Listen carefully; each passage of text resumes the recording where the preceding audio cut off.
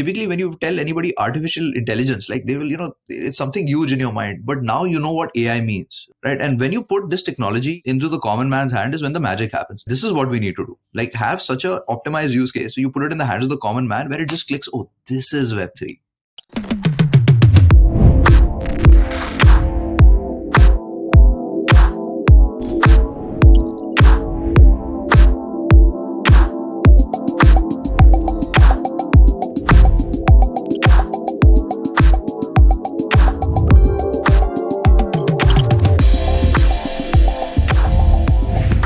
Welcome to the Open Metaverse podcast.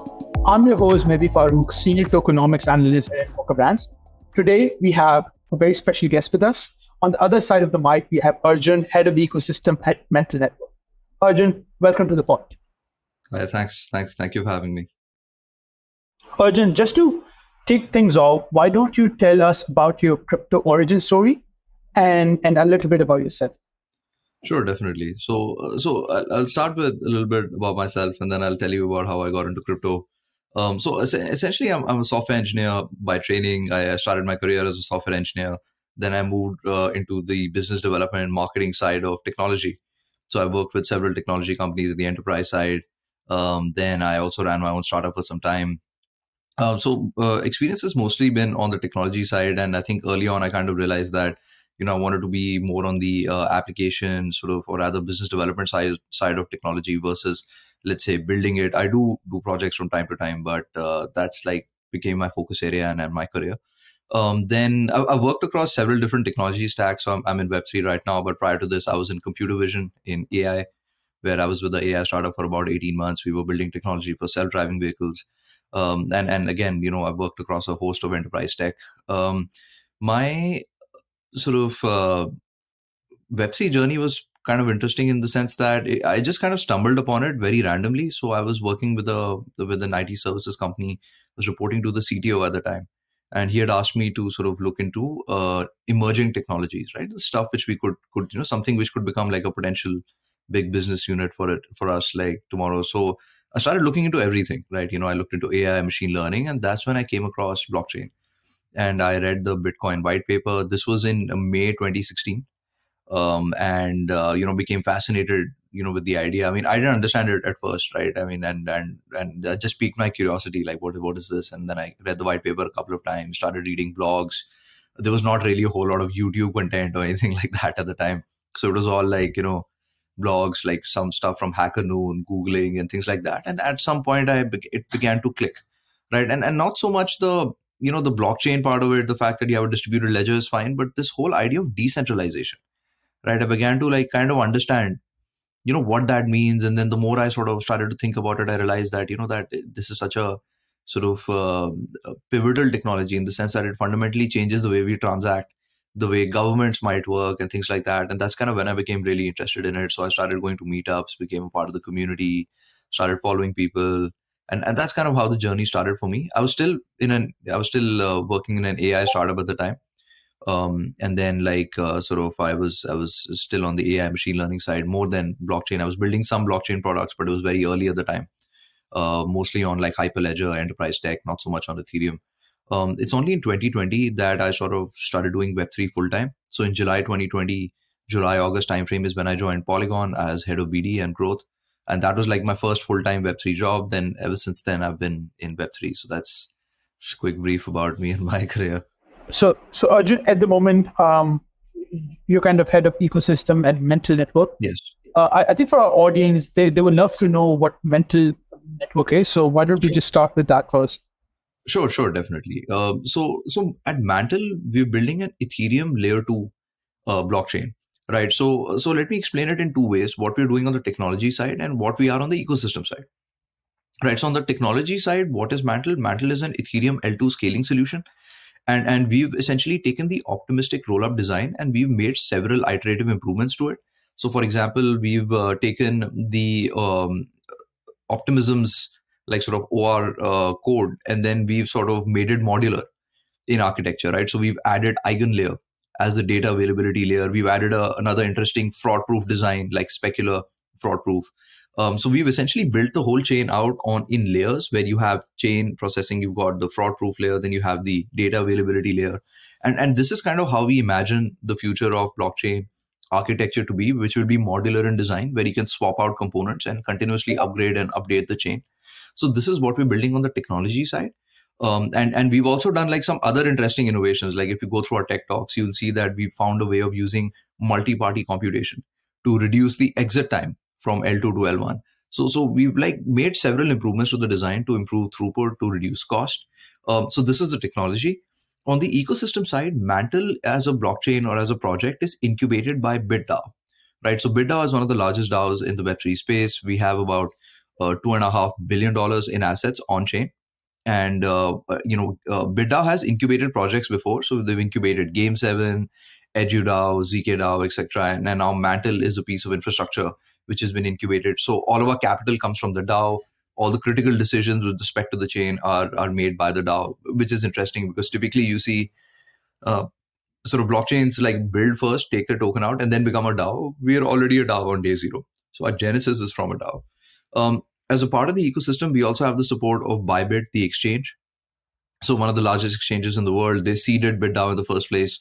Then we have Mirana Ventures, the venture arm of Bybit, which is an LP in like so many different top funds: Spartan, Dragonfly, Animoca, Folius, etc. And then we also have a few other companies as a part of the ecosystem. So there's a gaming company called Yeehaw Games.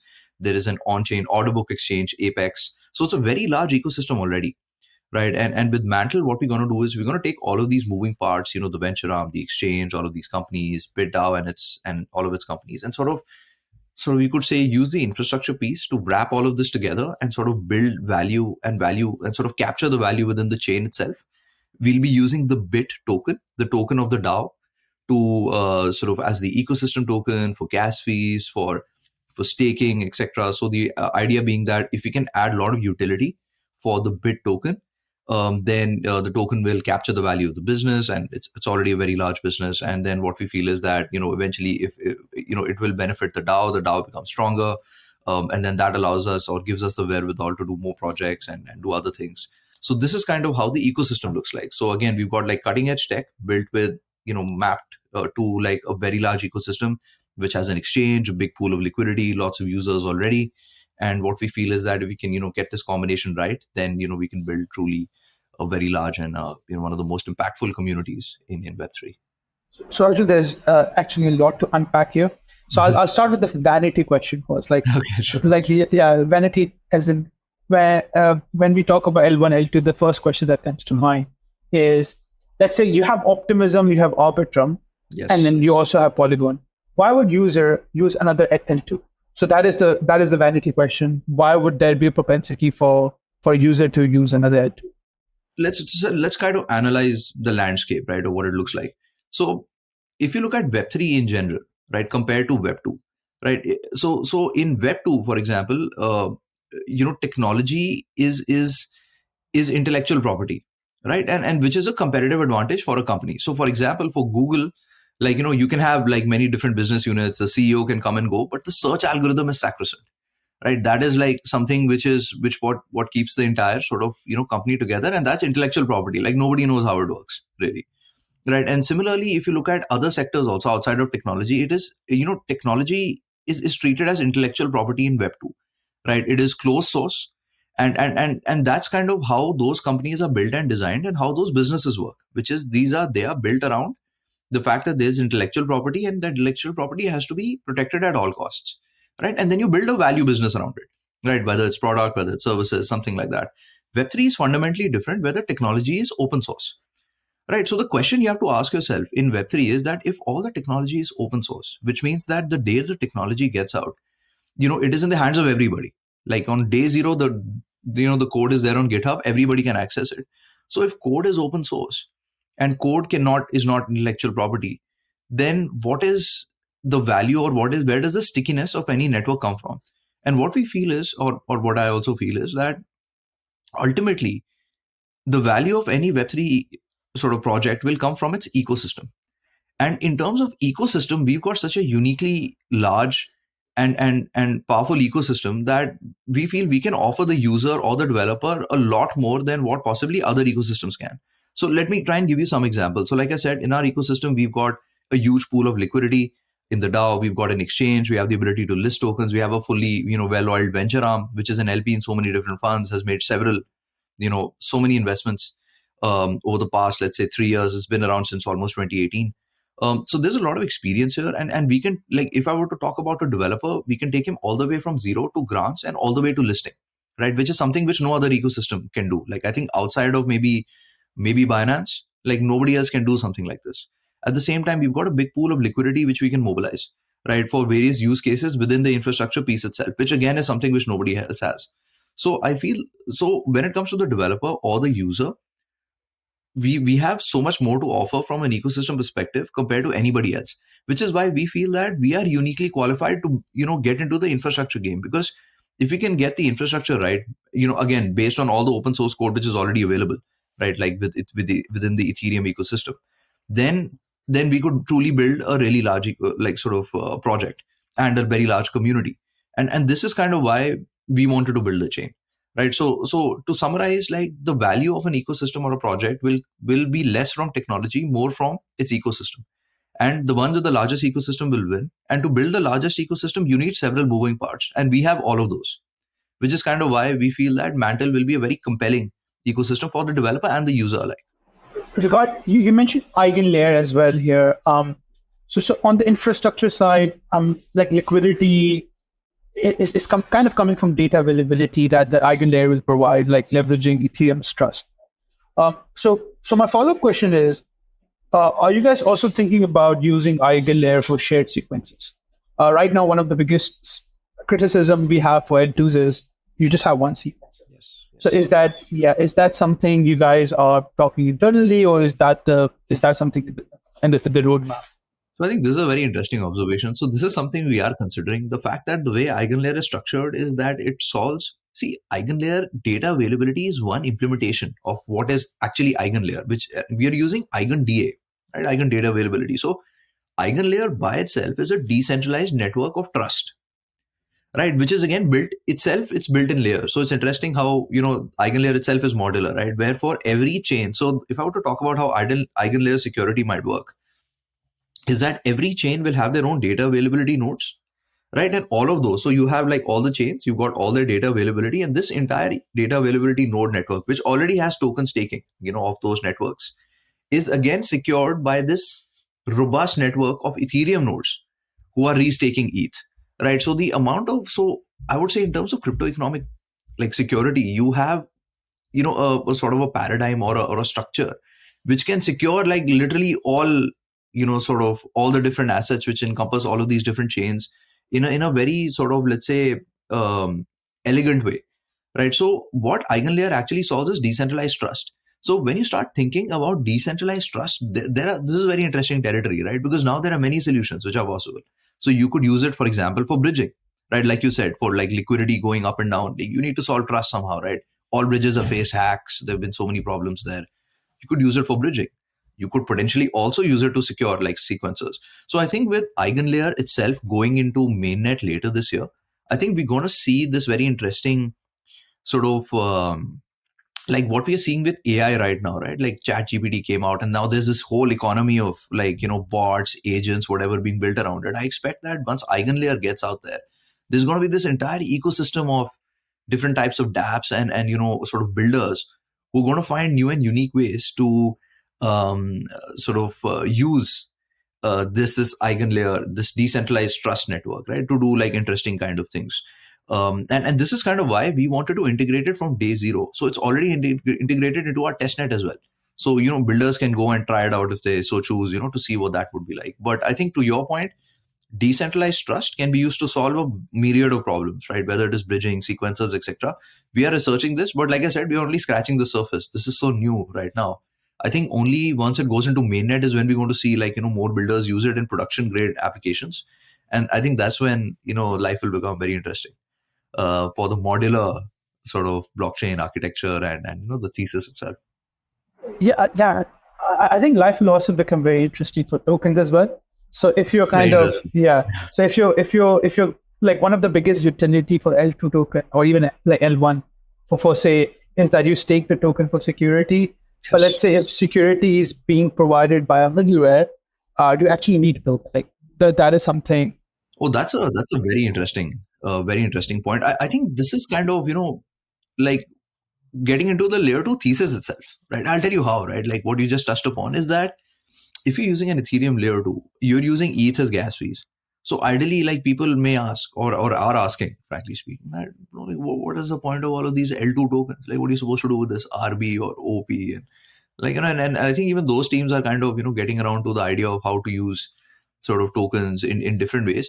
But like you said correctly, that crypto economic security is a very good utility for this token, right? At the end of the day, like the most optimal use, what I feel, of any token would be if it is used to improve like another network. Like so if you talk about yields in general, right, across the Web3 space, you have fundamentally two kinds of yields, right? You've got a utility based yield, where essentially the yield on the token comes from some utility which is offered to the user. So for example, if you have a dex has a token, dex generates fees is remitted back to, let's say, token holders. So it's utility based, right? Because the dex is providing some service. So this is utility based yield. Then of course you have your collateral based yield, right, where you basically start leveraging up, and what we've already seen some of the consequences of that in I think the past 8 to 12 months of how that can, when that goes wild, what happens.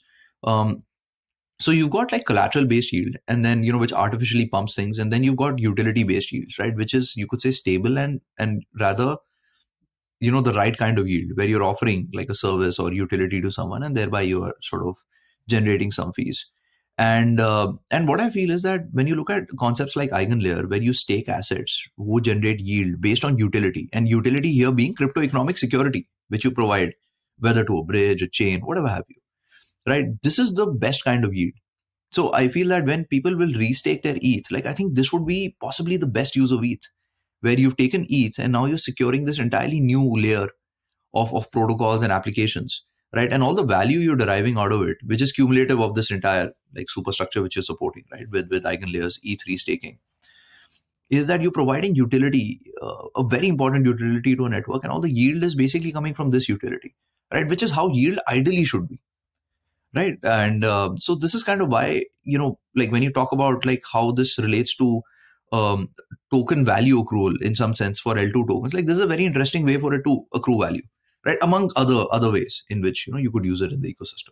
So Arjun, this brings me to the point. Like right now, the idea is the bit token will kind of Yes. secure the mental network. But if EigenLayer can do this, do you think will there be a need, still be the need for bit token? If so, how are you thinking about the value accrual in that scenario? What would be some of the use cases? Let me break this down into where it would exactly provide security, right? So if you, the way EigenLayer is structured is, imagine you have different networks. So let's say you have Mantle. Okay, so let's take a step back. Let's assume all L2s are using EigenLayer for data availability. Let's assume, right? So you got Arbitrum, Optimism, Polygon, Mantle, possibly others. So in this scenario, what would happen is each of these chains, like so Mantle would have its own data availability nodes, which are secured by the bit token. RB would have their own data availability nodes, which are secured by the Arbitrum token. Similarly for Optimism. So you got each chain. So you have like each chain, and each of those chains has their own data availability nodes. Now, all of these nodes, all of these are secured by this E3 staking sort of layer. So each restaking layer is like, you could say, like a super layer, right? On top of which you got these other layers of data availability nodes, which are then securing these networks. So it's not as if you will lose utility in this sense. Like the crypto economic security of your native, using your native token for your data availability node network is something which is still required in spite of ETH being there, because ETH's job is not to secure each network, it's to secure this entire layer, right? Because it's again like the, you could say in some sense, the mother asset of all L2s. So this is kind of why I feel that in this situation, like utility for the native token will still be there. Now, to take the broader question of, for example, of bit utility in general, right? Now, the advantage which we have with Mantle is that we can use bit in crypto economic staking here. We can also use it in crypto economic staking when it comes to sequencers. So you talked about how you could potentially use EigenLayer or maybe like who knows, right? There could be a separate layer for sequencers, right? For crypto economic security, it's totally possible. And that's again another place where we plan to use the native token, the bit token. So it'll be used there as well. Then we plan to use it as the ecosystem token. So across all the different apps on the network. Then it will also be used for gas fees, right? So which then, like I said, will be amortized based on sequencer and data availability. And then possibly there could be a ZK EVM sometime in the future once the technology is more mature. So there's a prover as well, where again, you could have some crypto economic security. So the way we've created utility for the bit token is at multiple levels, right? And this is counting only Mantle, not all the other projects which are outside of Mantle, which will also be sort of building utility for bit. So for example, if you have an idea which builds utility for the bit token, and if you go and let's say apply to BitDAO and say that, hey, I want to do this, and this helps the bit token, you'll get funded from the DAO, right? So I think BitDAO wants the bit token to be used to advance the cause of Web3. It can be done in many ways. Mantle is one of those ways in which we plan to use it. Other projects will also be doing so. And that's kind of why I think Bit is interesting in the sense that it would capture the value, like I said, of the ecosystem at large versus, let's say, of only this particular L2. Which is why this is kind of how we wanted to structure this entire ecosystem, where you have this powerful DAO, and then you've got this chain, then you also have an exchange, and then you have this entire community and all of these apps.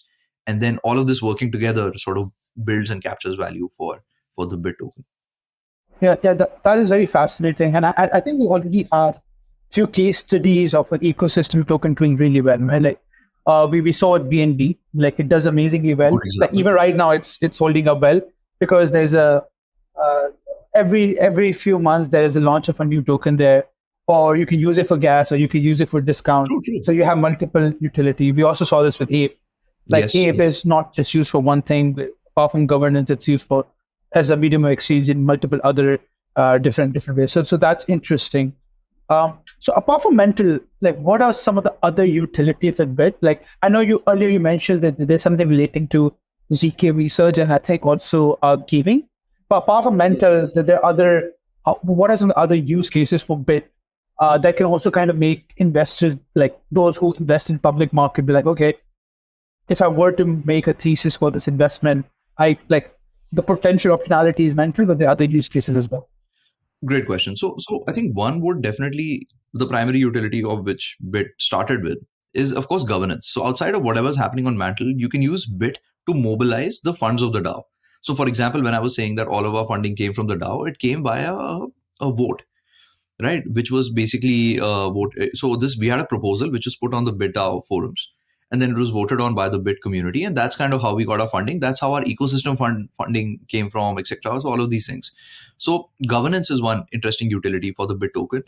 And if you look at the ecosystem at large, right? So now let's look at Game 7, or let's look at EduDAO. So what EduDAO is doing is that they are doing education initiatives in Web3, right?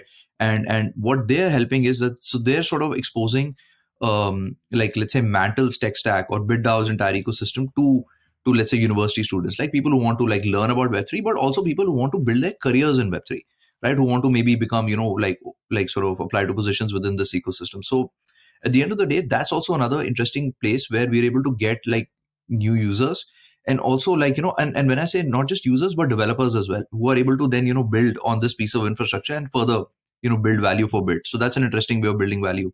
Game 7 has been doing gaming investments, but they've also been building gaming tooling. So one of the tooling which has come out of the Game 7 stable is Hyperplay, right? And Hyperplay is like kind of the Steam sort of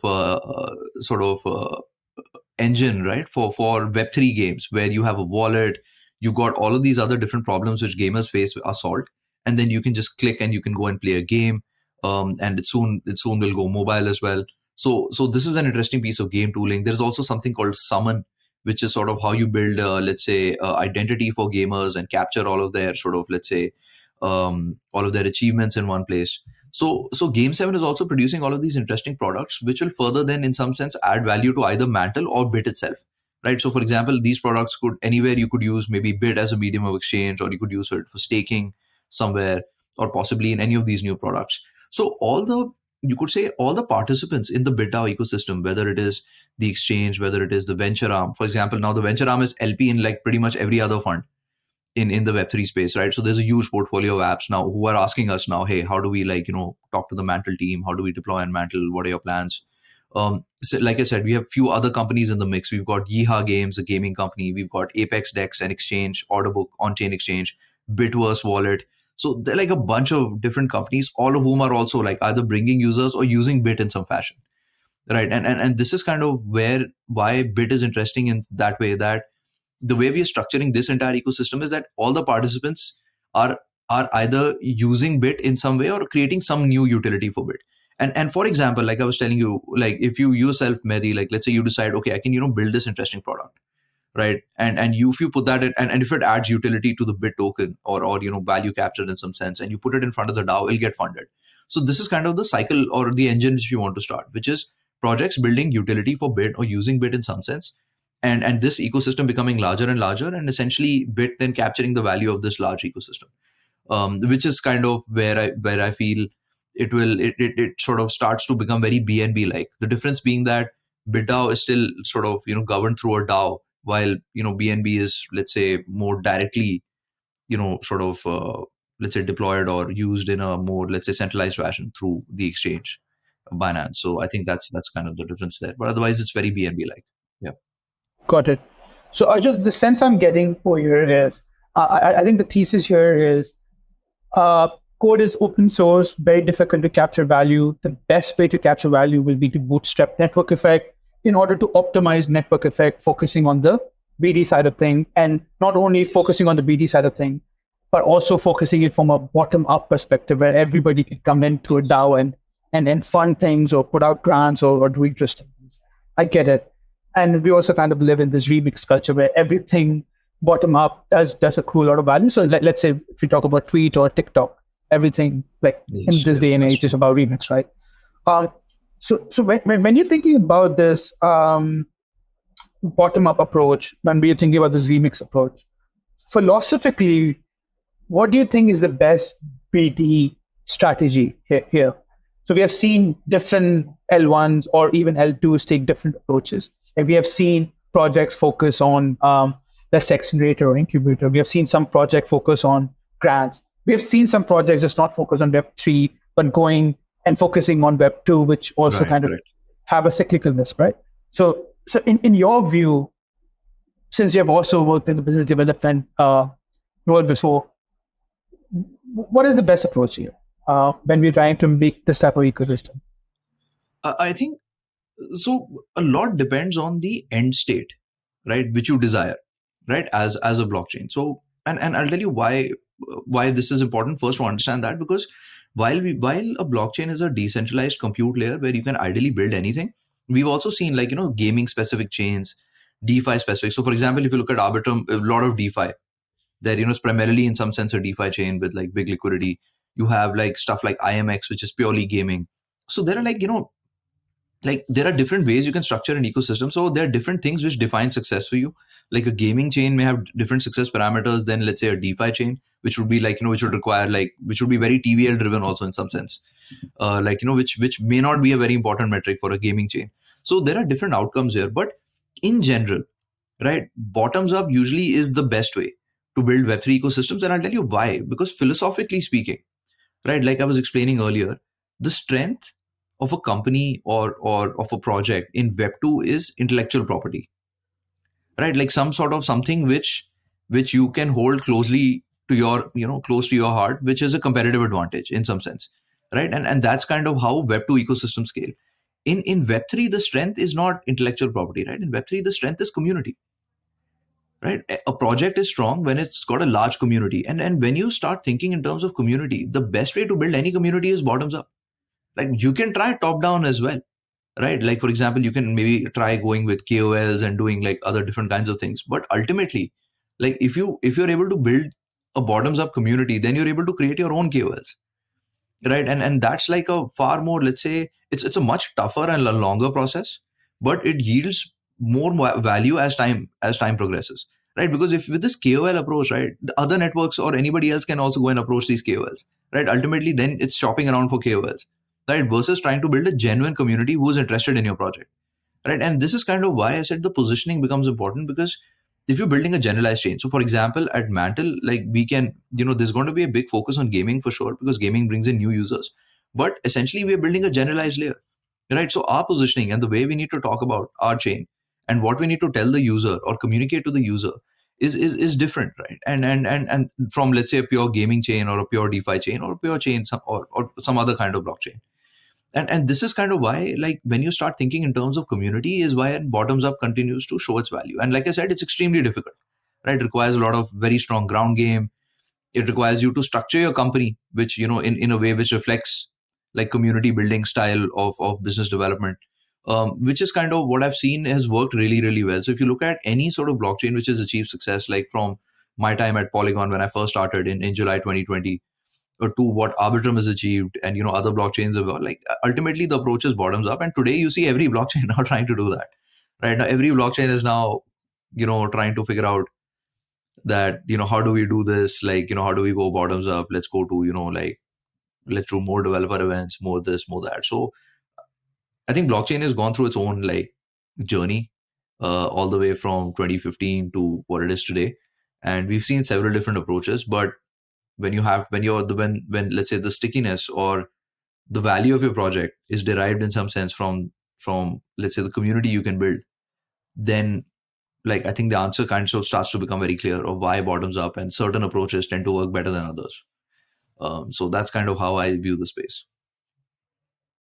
So Arjun, even right now, like we're sitting right now, and there'll be a lot of projects that will be building on top of Mantle. So let's say we move forward 3 months. Let's say Mehdi enters the ecosystem.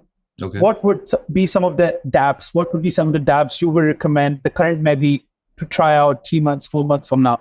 So I think we'll have a very big gaming portfolio. So I think there's going to be a lot of different games in which you can try those out. And again, we're looking at like genuine games, not necessarily sort of Ponzi-nomics sort of driven game design, but like genuine games which are fun to play. So that'll definitely be there. Secondly, because you've got like big liquidity, we have like so many other different moving parts. There'll be a pretty bustling DeFi ecosystem as well. I think when you look at DeFi ecosystems, one must give credit to Arbitrum, which is built like such a genuine sort of DeFi community. So many different new projects are being built in Arbitrum. New ones come out every day. So I think they built a great community there.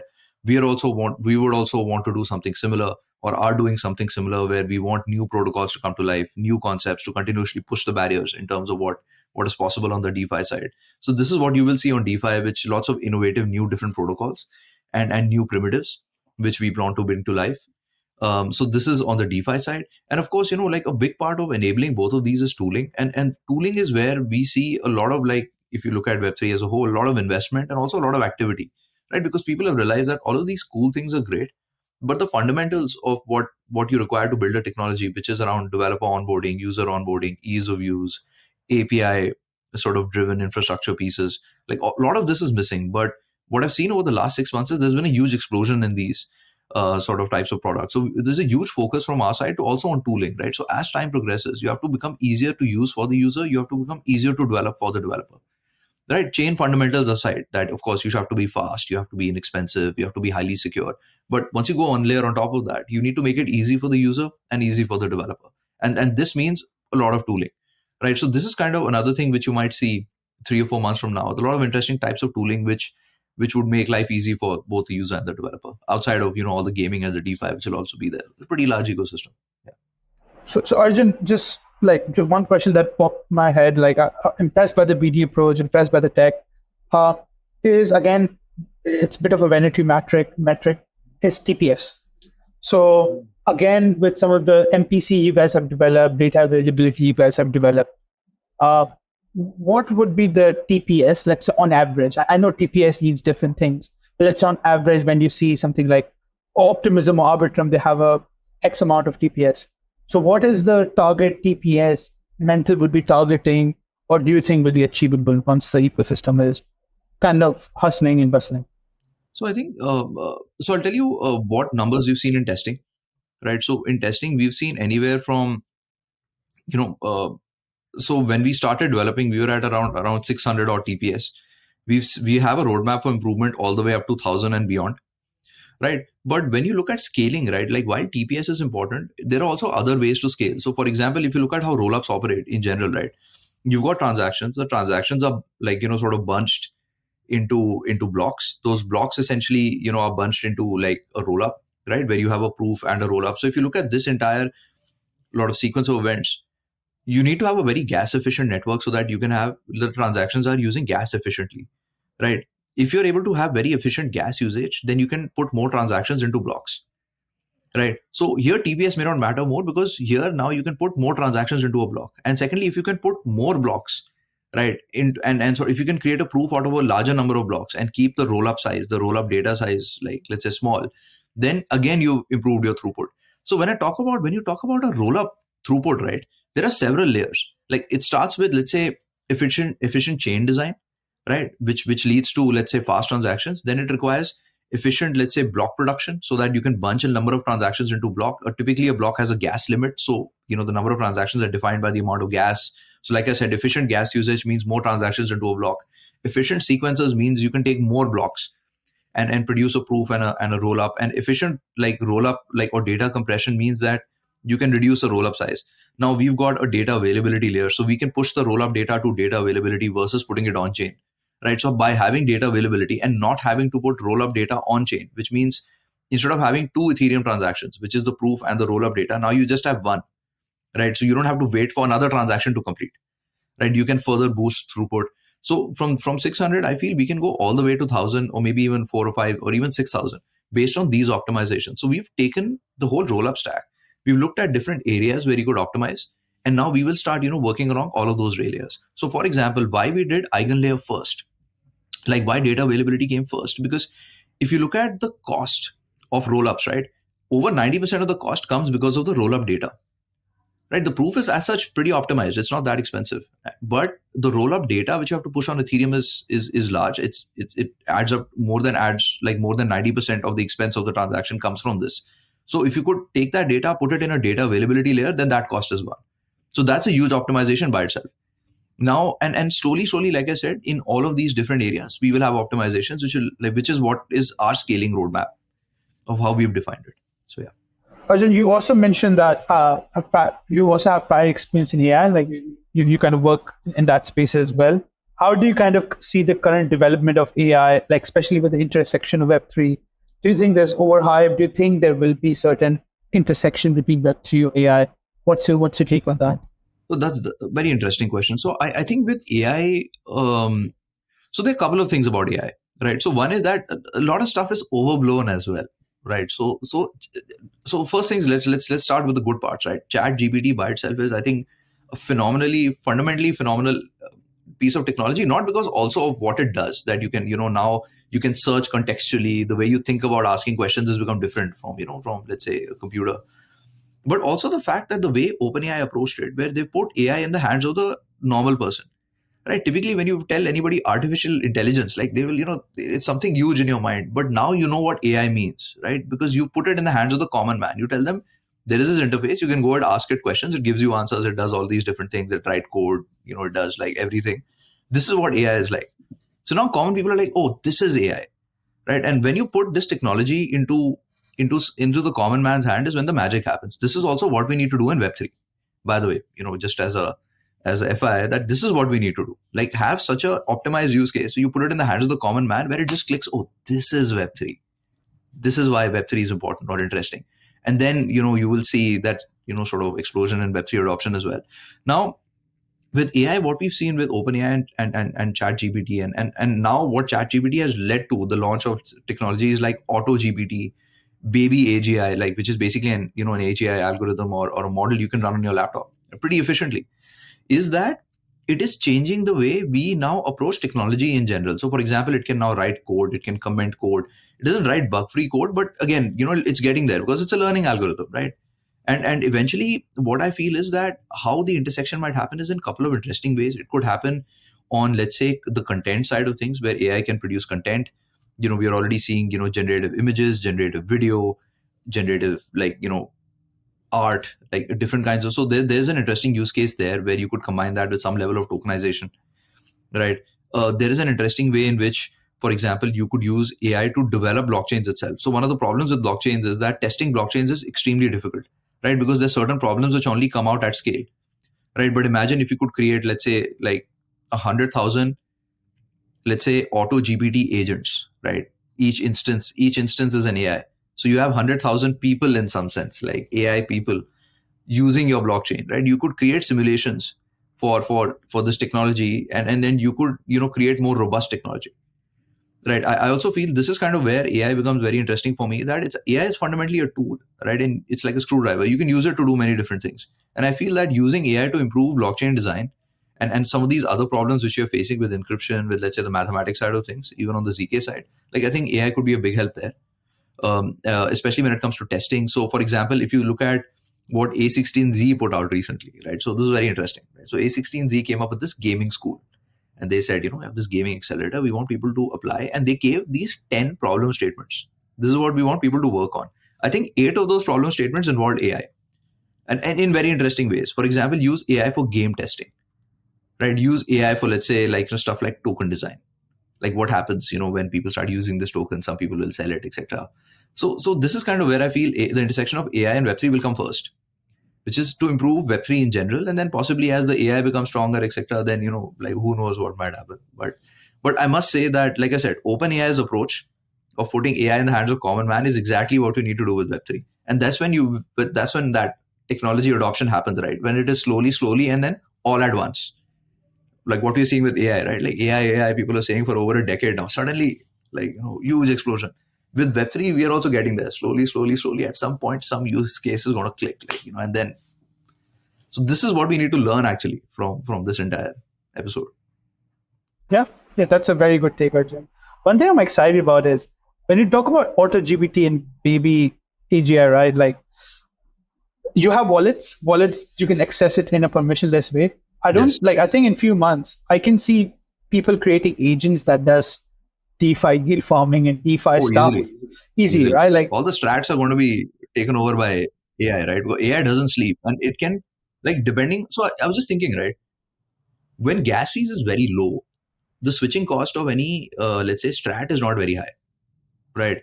And what that means is that if you have an AI whose job is to continuously monitor strats, like or create new strats, like you could have very robust, let's say, AI investing bots agents, right?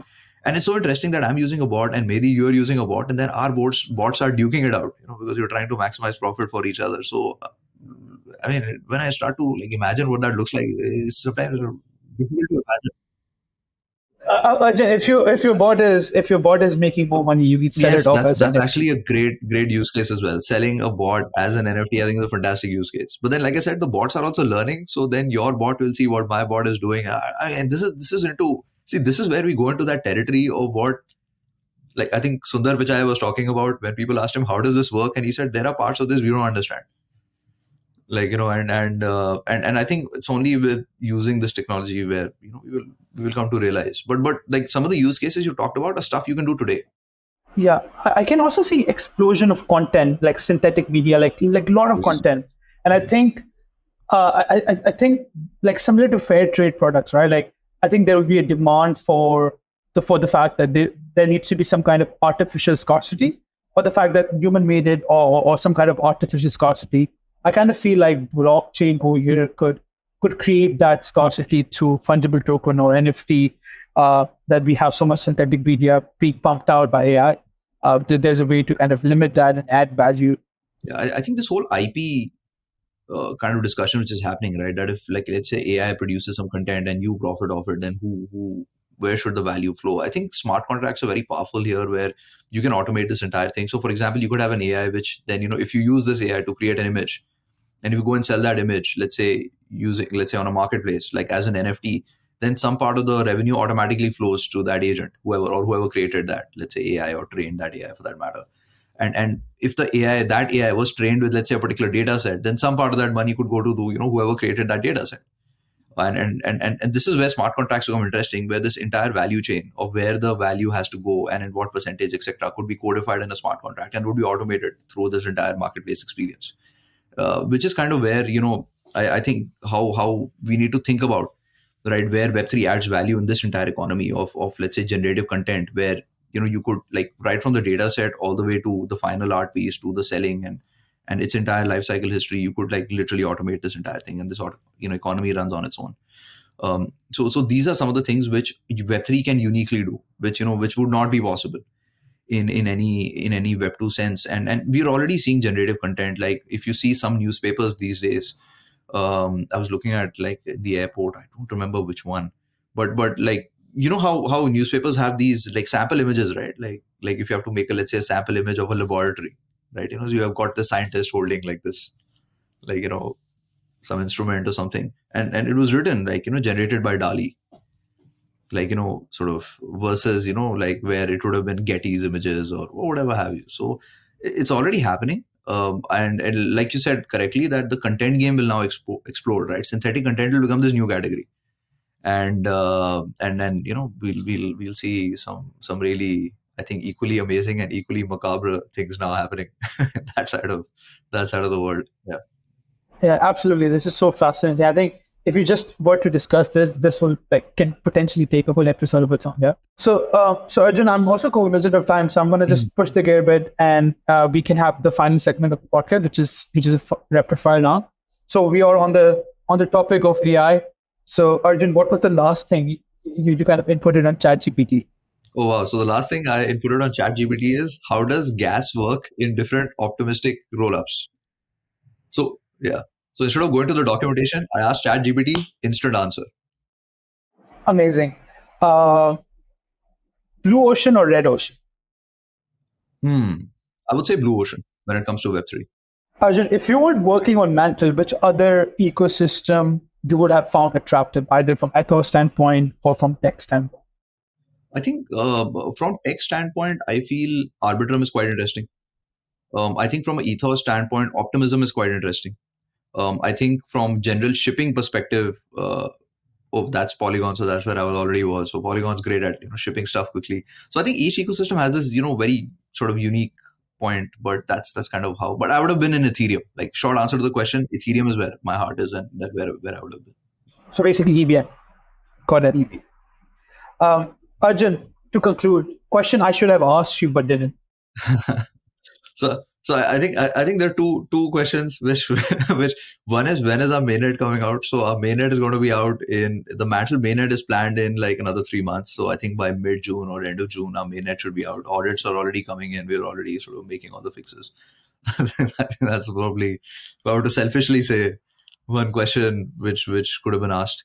I think outside of that, I would just say that one of the things which is not discussed, not like a question. I think we've covered like a fair gamut of things, but I think around token economics and value capture, right, is where I'm seeing a very new type of like people are saying now tokenology, right, which is now this new science where no, I'll tell you why. Okay, like jargon aside, like fancy sounding jargon aside, why I like this is because finally I feel that instead of going with this corollary based approach, right, where we say it is like supply and demand, it is like money, it is like asset, it is like equity, we finally coming, I can see like token economics experts, researchers coming to this point where now the thinking is that the token by itself is a fundamentally new and a different class of financial instrument, right? It is something which is like we were discussing when we met in person, right, that it is equity, asset, currency, all of this rolled into one.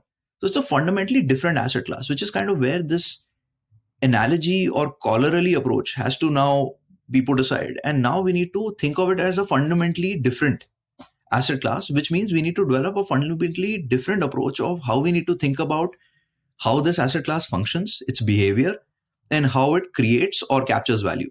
I think we have finally got to this point, right? Where, and I think this is kind of a good place to be, because now is when you will see truly innovative, or rather, for the lack of a better term, good token models come out, right? Which will add benefit to the project and the user, and not to, let's say, a small set of people, within the ecosystem. So I think that's also another interesting discussion point, which I think more people need to like get into. Yeah. Yeah, I love the response. I truly do. I think we're very early, right? Like we are so early that in equity, we have DCF models. In currency, we have different ways to value currencies as well, like like through inflation, through PPP. But we're still so early that there aren't any models out there where you can be like input these numbers and you get X. And so that is indication that they'll be very, very early. There's a lot of experimentation that will happen. And kudos to team like Mantle, right? Like, I think that experimentation will only take when you have scalable blockchains, which can support thousands of transactions, right? And once that takes through, people will be like experimenting with weird ideas and tokens as well. True. Again, Arjun, this was amazing. And I'll also give a pat in the back to myself that I didn't ask you about airdrop. So I think that was a question I should have asked you, but I didn't. I can neither confirm or deny information. Yes, this may not be alpha. This may not be alpha. Just to confuse audience a bit more. So again, Arjun, thank you so much for coming to the podcast. I had a fascinating discussion, and hopefully all goes well, and we can have you again as well once the launches. No, sure. I really enjoyed the conversation. Thank you so much for having me, Mehdi, and I look forward to our next conversation.